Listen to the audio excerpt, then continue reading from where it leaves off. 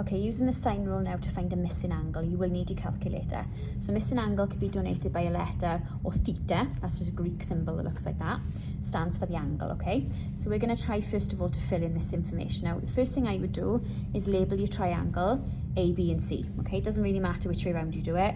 So I'm going to do A, B and C, okay? You can do it in any order or stick to the same as me. So little a is going to be that one, little c is that one, and little b is that one. So they're opposite the letters that you put on the outside of the triangle. Now we're going to fill this in, knowing the information that we have. So A is going to be 6.1 over sine of A. So this is the one that's missing. Now I'm going to call that theta, okay? B, if you look, B is entirely blank, okay? So you've got no angle in there and you've got no side. So I don't actually need to write B at all.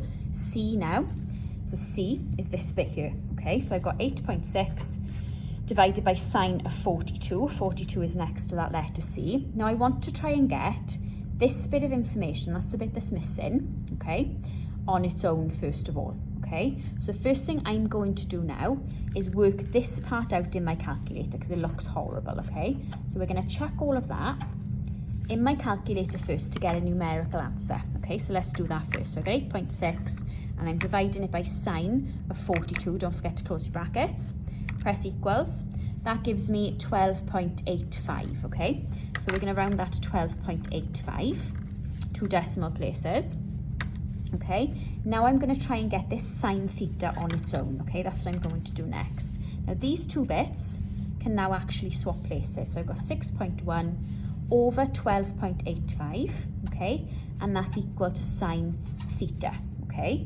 Now think back to trigonometry. I now want to get this letter, this theta, on its own. So I can move sine, this part, across to the other side. Now when that happens, it turns into an inverse.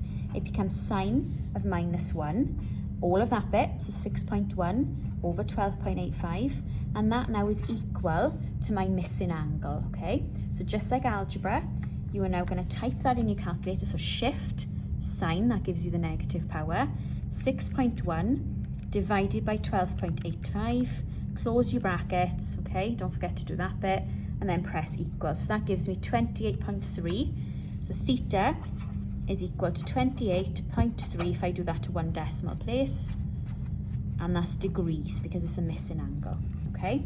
So you're getting what you want on its own like algebra, working that bit out first because that will give you a numerical value, so that looks a bit nicer than that. Swapping those two things round because you can do that in algebra, and then getting rid of that sine across to the other side, it turns into a negative or inverse sign. Chucking all of that in your calculator, remembering to close and open your brackets in the right places, gives you 28.3 degrees to 1 decimal place.